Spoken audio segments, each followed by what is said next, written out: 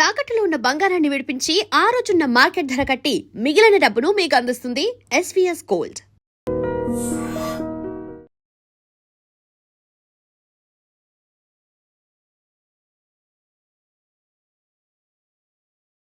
Welcome to iDream media. So జనరల్గా diabetes, sugar వ్యాధి ఇంట్లో ఇద్దరు ఉంటే ఒకరికి షుగర్ ఉన్న పరిస్థితి మనం చూస్తూ ఉన్నాము. అయితే ఈ మధ్యకాలంలో హెచ్బిఏవన్సీ గురించి చాలా డౌట్సే ఉన్నాయి. అసలు హెచ్బిఏవన్సీ ఎంత ఉండాలి, సో ఒక్కొక్కసారి హెచ్బిఏవన్సీ ఎందుకు ఎక్కువగా చూపిస్తుంది, సో పూర్తి వివరాలు తెలుసుకుందాం. మనతో పాటు ప్రముఖ ఎండోక్రైనాలజిస్ట్ డాక్టర్ వంశీ ఉన్నారు from Apollo hospitals, Hyderabad. Doctor గారు నమస్తే అండి. నమస్తే అండి. మీరు ఎప్పుడైనా కానీ హెచ్బిఏవన్సీ ఇంత ఉంటే ఇదే మనకి ఎక్యురసీ, దీన్ని బట్టే మందులు రాస్తారు అనేది ఉంది. కానీ ఈ మధ్య ఏంటంటే ల్యాన్సెట్ జనరల్‌లో వచ్చింది. హెచ్బిఏవన్సీ ఒక్కొక్కసారి తప్పుగా వస్తుంది అట్లాగా. ఏంటి డాక్టర్ గారు మాకు తెలియని విషయాలు అసలు? అంటే యాక్చువల్లీ హెచ్బిఏవన్సీ అంటే ఏంటంటే లాస్ట్ 3 మంత్స్‌లో షుగర్ కంట్రోల్ ఎలా ఉందో చెప్పే టెస్ట్ అండి. దాన్ని మనం హెచ్బిఏవన్సీ అంటాం. So normal values less than 5.7% ఉండాలి. మోర్ దెన్ 6.5% ఉంటే మనం డయాబెటీస్ అని చెప్తామన్నమాట. ఆ 5.7 టు 6.4 మధ్యలో ఉన్న వాళ్ళని ప్రీ డయాబెటీస్‌గా లేబుల్ చేస్తాం. So normal is less than 5.7, more than 6.5 is diabetes. కానీ ప్రతిసారి హెచ్బిఏవన్సీ అనేది అక్యురేట్ అంటే చెప్పలేము. దాంట్లో కూడా ఫాల్స్ పాజిటివ్స్, ఫాల్స్ నెగటివ్స్ అనేవి ఉంటాయి. సో మనకి ఐరన్ డెఫిషియన్సీ అనిమియాలో, B12 డెఫిషియన్సీ అనిమియాస్లో ఫాల్స్గా హై చూపిస్తుంది హెచ్బిఏవన్సీ. సో వాళ్ళకి ఫాస్టింగ్, పోస్ట్ లంచ్, ఓజీటీటీ ఏ టెస్ట్ చేసినా కూడా నార్మల్ వస్తుంది. కానీ ఉట్టి హెచ్బిఏవన్సీ చేస్తే మాత్రం ఎప్పుడు కొద్దిగా ఎక్కువ చూపిస్తుంది. అది చాలా కామన్ కండిషన్. సో హెచ్బిఏవన్సీ టెస్ట్ చూసేటప్పుడు మనం హిమోగ్లోబిన్ లెవెల్స్ కూడా చూసుకోవాలి. అది కాకుండా కొన్ని సికిల్ సెల్ అనిమియా అంటాం. సికిల్ సెల్ అనిమియాలో ఏమవుతుందంటే RBC normal life span 120 days, మనకి హిమోలైటిక్ అనిమియాస్లో అది 80 డేస్, 90 డేస్కి పడిపోతుంది. అట్లాంటి కండిషన్స్లో హెచ్బిఏవన్సీ ఫాల్స్గా లో చూపిస్తుంది.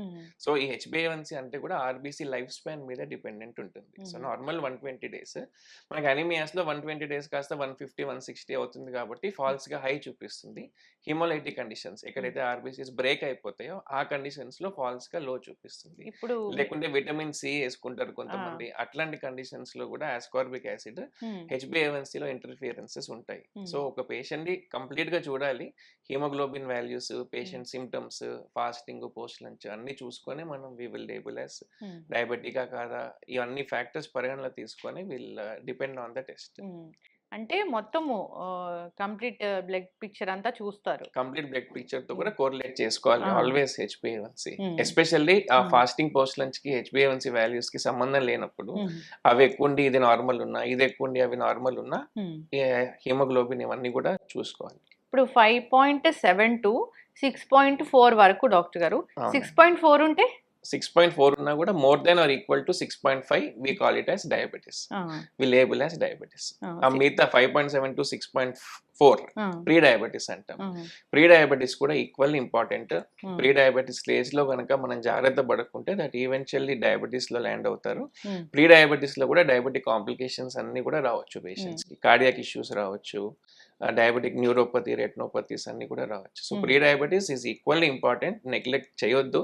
ప్రీ డయాబెటిస్ లో డైటరీ హ్యాబిట్స్, లైఫ్ స్టైల్ కనుక మనం మార్చుకోగలితే ఆ ప్రీ డయాబెటిస్ నుంచి నార్మల్ కి వెళ్తాము, లేదంటే డయాబెటిస్ లో ల్యాండ్ అవుతుంది. ఇప్పుడు ప్రీ డయాబెటిక్ కండిషన్ వచ్చింది అంటే 6.4 వరకు వాళ్ళకి హెచ్బిఏవన్సీ ఉంది, ఫాస్టింగ్ కూడా కొంచెం ఎక్కువగానే చూపిస్తుంది, 100 పైన చూపిస్తుంది అన్నప్పుడు వాళ్ళకి మందులు రాస్తారా లేకపోతే ఎట్లా? సో యూజువల్ గా ప్రీ డయాబెటిస్ ఫస్ట్ టైం మనకు పేషెంట్ వచ్చినప్పుడు వాళ్ళకి డైట్, లైఫ్ స్టైలే చెప్తాము.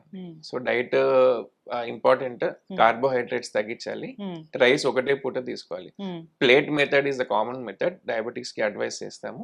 Half plate should be vegetables, దాంట్లో కూడా దుంప కూరలు కాకుండా, ఆలుగడ్డలు అట్లాంటివి కాకుండా 1/4 ప్లేట్ లో మాత్రమే rice or chapati, carbohydrate restrict చేయాలి. 1/4 ప్రోటీన్ ఉండాలి ఖచ్చితంగా. ఈ ప్రోటీన్ ఉంటే ఆకలి తీరుతుంది, షుగర్ స్పైక్స్ కాకుండా ఉంటాయి. పప్పు, paneer, soya beans, egg whites, chicken, this all are good sources of protein. ఇది plus at least 150 minutes of physical activity per week. వారానికి 150 నిమిషాలు, డైలీ 30 minutes అన్న అట్లా వారానికి 5 రోజులు నడిచినా కూడా చాలా స్టడీస్ ఏం చెప్పాయంటే వాళ్ళు ప్రీ డయాబెటీస్ టు డయాబెటీస్ పోవడాన్ని ఆపుతుంది అనమాట. కొన్ని rare conditions we still treat pre diabetes. ఇంతకుముందు ప్రెగ్నెన్సీలో వాళ్ళకి డయాబెటీస్ వచ్చిన, జెస్టేషనల్ హిస్టరీ డయాబెటీస్ ఉన్నా we will treat. Strong family history, ఇంట్లో అందరికీ డయాబెటీస్ ఉన్నా ఈవెన్చువల్ గా వాళ్ళకి డయాబెటీస్ వచ్చే రిస్క్ ఉంటుంది. ప్లస్ మనకి వెయిట్ ఎక్కువ, ఒబేసిటీ ఉన్నా, బిఎంఐ మోర్ దెన్ 30 ఉన్నా స్మాల్ డోస్తో ట్రీట్ చేసి డయాబెటీస్ ల్యాండ్ కాకుండా చూసుకుంటాం. బట్ ఓ. నాట్ అందరిలో. జీడిఎం ఉన్న, ఒబేసిటీ ఉన్న, స్ట్రాంగ్ ఫ్యామిలీ హిస్టరీ ఉన్న, ప్రీ డయాబెటిస్ స్టేజ్లో కూడా we will treat. Pre diabetic stage లో కూడా మందులు ఉంటాయా? మందులు ఉంటాయి. సింపుల్ గ్లైకోమెట్ అని పెడతాం, మెట్ఫార్మిన్. సో మెట్ఫార్మిన్ తోటి ఇన్సులిన్ సెన్సిటివిటీ పెరుగుతుంది. సో మెయిన్ ప్రాబ్లం ఏంది డయాబెటీస్ టైప్ 2 డయాబెటీస్ లో ఏంటంటే వెయిట్ వల్ల ఇన్సులిన్ ఉత్పత్తి జరిగినా కూడా అది సరిగ్గా పనిచేయట్లేదు. రెసిస్టెన్స్ అంటాం, ఇన్సులిన్ రెసిస్టెన్స్ అంటాం. So insulin resistance is the main problem in type 2 diabetes. ఉత్పత్తి బాగానే ఉంటుంది ప్యాంక్రియాస్ లో, కానీ వాళ్ళు వెయిట్ ఉండడం వల్ల అది పనిచేయట్లేదు సరిగ్గా. ఇన్సులిన్ సరిగ్గా పనిచేయకుంటే షుగర్ లెవెల్స్ అట్లనే ఉండిపోతాయి, సెల్స్ పీల్చుకోవు. ఇదంతా కూడా ఫ్యాట్ లో, మన లివర్ లో డిపాజిట్ అయ్యి ఫ్యాటీ లివర్, ఇవన్నీ సైకిల్ అన్నమాట. So weight if you are able to break, ఇవన్నీ కూడా తగ్గుతాయి. ఎప్పుడైనా ఇన్సులిన్ సెన్సిటివిటీ పెంచే డ్రగ్స్ మెట్ఫార్మిన్ అనేది యూజువల్ గా పెడతాం. ఆ కొన్ని రోజులకేనా డాక్టర్? అది డిపెండ్స్, వాళ్ళ డైట్ లైఫ్ స్టైల్ బాగా చేసి if that overtakes medicine ఆపేసే ఛాన్స్ కేసెస్ కూడా చాలా ఉంటాయి. 6.4 ఉంటే 6.4 దాటడం ఎంత టైం పట్టదు కదా? ఎంత టైం? యూజువల్ గా 3 months కి ఒకసారి చేసుకోమంటాము. హెచ్బిఏవన్సీ రైజింగ్ ట్రెండ్ ఉన్న, డైట్ లైఫ్ స్టైల్ తో తగ్గట్లేదన్నా we may start sometimes. Yes. So అసలు డయాబెటిక్ పేషెంట్స్ కొంచెం కూడా తీపి తినకూడదా? అట్లేం లేదండి, with moderation anything is good. Okay, so మనకు డైలీ మనం ఏం చెప్తామంటే వాళ్ళు ఎన్ని క్యాలరీస్ తీసుకుంటారో దాంట్లో 500 క్యాలరీస్ తక్కువ తీసుకోవాలి డయాబెటిక్స్ పేషెంట్స్. 500 to 700 క్యాలరీస్ వాళ్ళ నార్మల్ ఏజ్ కి, వాళ్ళ నార్మల్ జెండర్ కి ఎంత తీసుకోవాలో 500 to 700 క్యాలరీస్ తక్కువ తీసుకుంటే సరిపోతుంది. ఓకే, దాంట్లో కూడా portions important. 50% to 60% calories carbohydrate నుంచి రావాలా, 20% ప్రోటీన్ నుంచి రావాలా, 10% ఫ్యాట్ నుంచి రావాలా. సో ఈ ప్రపోర్షన్ గా సరిగ్గా మెయింటైన్ చేస్తే there should not be any problem. సరే, ఇప్పుడు గ్లైసిమిక్ ఇండెక్స్ అని అంటాం. సో glycaemic index, low glycaemic index ఉన్న ఫుడ్స్ తీసుకోవాలి. అసలు తీపి తీసుకోవద్దు అని ఎక్కడ లేదు, but with moderation low glycaemic index foods తీసుకుంటే, బ్యాలెన్స్డ్ గా తీసుకుంటే sugar levels will be under control. Doctor garu, diabetes వచ్చింది అంటే ఇప్పుడు కొత్త మందులు వచ్చాయి, ఒక 3-4 నెలలు తీసుకుంటే పూర్తిగా తగ్గిపోతుంది అంటున్నారు. ఏం మందులు నిజంగానే తగ్గిపోతుందా? ఇప్పుడు రివర్సల్ అనేది చూస్తున్నాము. మనం రివర్సల్ అని చెప్పాలంటే వితౌట్ ఎనీ మెడికేషన్ కనీసం 3 months HbA1c 6.5 లోపు ఉంటే we call it as diabetic reversal. ఒకప్పుడు అది ఓన్లీ చదువుకోవడానికి ఉండేది, కానీ but now it is possible. మనం ఇందాక డిస్కస్ చేసినట్టు main problem is weight gain. So ఇప్పుడు వెయిట్ గెయిన్ ట్యాకిల్ చేసే డ్రగ్స్ వచ్చాయి, సెమాగ్లూటైడ్, ఓజెంపిక్, మౌంజర్, ఇవన్నీ మీరు వినే ఉంటారు. సో ఈ డ్రగ్స్ జిఎల్పి అనలాగ్స్ అంటాము. అవి ఆకలి తగ్గిస్తుంది, నెక్స్ట్ స్టమక్ కెపాసిటీ తగ్గిస్తుంది, ఇన్సులిన్ సెన్సిటివిటీ పెంచుతుంది, ఇన్సులిన్ పనిచేసే తీరు పెరుగుతుంది అనమాట. సో దానివల్ల వీఆర్ సీయింగ్ ఒక 6 months వాడితే 10 to 15% వెయిట్ లాస్ కూడా చూస్తున్నాం.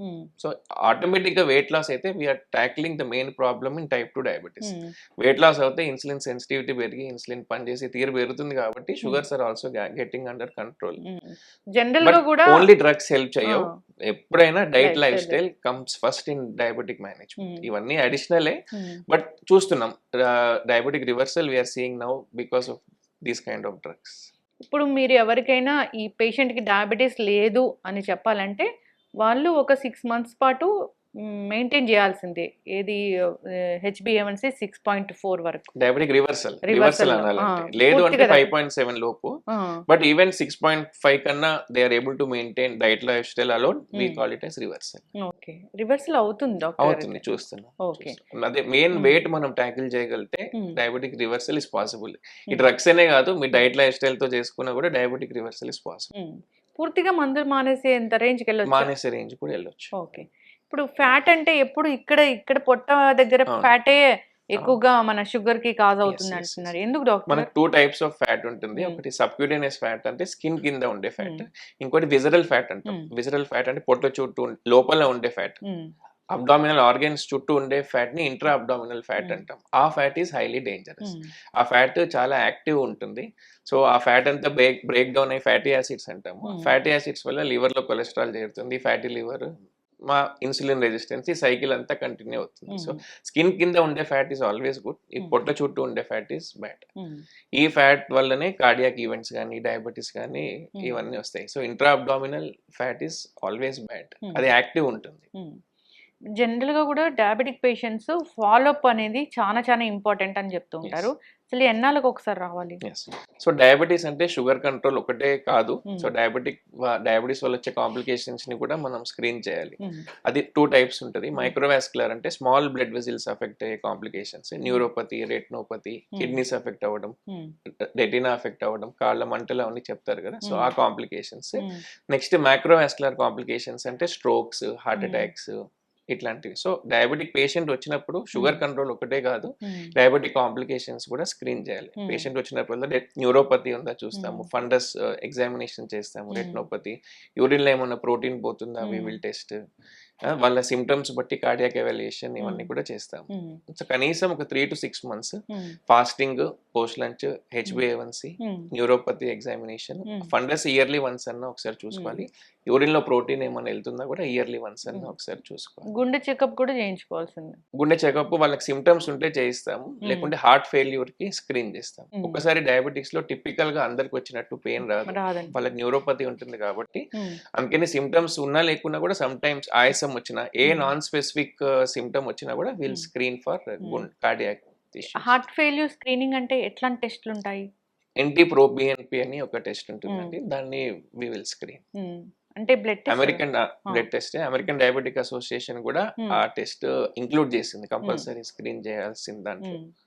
టిపికల్ చెస్ట్ పెయిన్ రాదు కాబట్టి చాలా దెబ్బ తిన్నాకనే తెలుస్తుంది వాళ్ళకి. ఒకసారి సడన్ కార్డియాక్ డెత్స్ కూడా డయాబెటిక్స్ లో కామన్. అందరికి వచ్చినట్టు చెమటలు, టిపికల్ పెయిన్ అనేది వాళ్ళకి రాదు.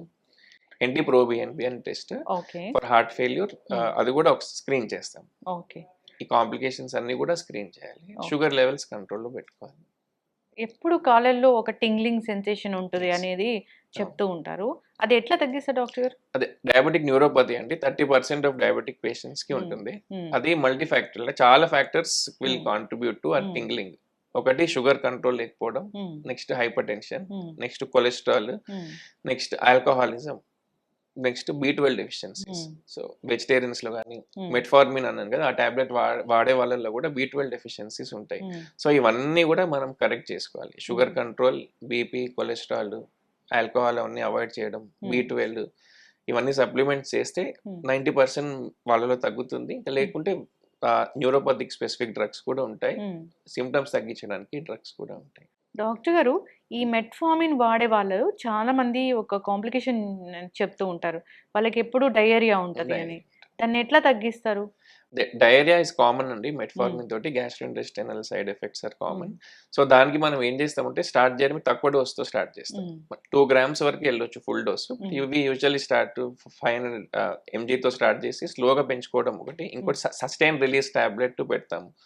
సస్టైన్ రిలీజ్ టాబ్లెట్స్ తో కూడా ఈ డయేరియా అనేది తక్కువ ఉంటుంది. మోర్ ఇంపార్టెంట్ థింగ్, వాళ్ళు ఫైబర్ ఇంటేక్ డైట్ లో చూసుకోవాలి. సో వాటర్ బాగా తాగాలి, డిహైడ్రేషన్ ఉండొద్దు. ఫైబర్ ఇంటేక్ అంటే చియా సీడ్స్ కానీ, మెంతులు, గ్రీన్ లీఫీ వెజిటేబుల్స్ ఇవన్నీ are very good sources of fibre. Chickpeas, beans ఇవన్నీ. So dietary changes, hydration, fibre content సరిగ్గా తీసుకొని సస్టైన్ రిలీజ్ టాబ్లెట్స్ తోటి యూజువల్ గా తక్కువ ఉంటాయి when compare to plain metformin. ఈ హోమ్ రెమెడీస్ పనిచేస్తాయి doctor? Home remedies will add up. చాలా మంది ఏం చేస్తారంటే హోమ్ రెమెడీస్ చేసి టాబ్లెట్స్ మారడం మానేస్తారు, HbA1c 11-12 తోటి వస్తారు. ఉట్టి దాని మీదనే డిపెండ్ కావద్దు, but definitely they may add up for the glycaemic control. ఎన్నో ఇప్పుడు డైట్స్ వచ్చాయి బయట డయాబెటీస్ ని తగ్గిస్తామని. అంటే అక్కడ నిజంగానే తగ్గిపోవడం అంటే మందులు వాడకుండా అంతవరకు తగ్గుతుందా డైట్ తోనే? ఓన్లీ డైట్ తో కూడా తగ్గుతుందండి.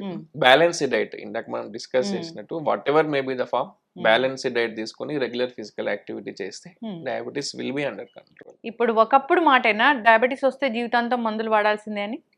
లేదు, ఇప్పుడు reversal is still possible. Reversal is possible now days.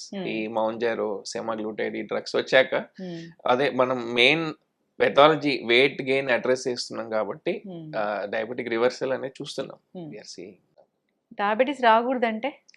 Diabetes రాకూడదంటే ముందు నుంచి జాగ్రత్త పడాలి. ఎస్పెషల్లీ స్ట్రాంగ్ ఫ్యామిలీ హిస్టరీ ఉన్న వాళ్ళు, PCOD ఇట్లా ఉన్న వాళ్ళు, వాళ్ళందరికీ కూడా ఫ్యూచర్ లో డయాబెటీస్ వచ్చే రిస్క్ ఉంటుంది.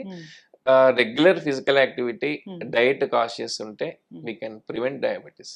ఇప్పుడు మనం diabetic capital of the world అవుతున్నాం. 100 million పీపుల్ ఇండియాలో డయాబెటీస్ ఉంది.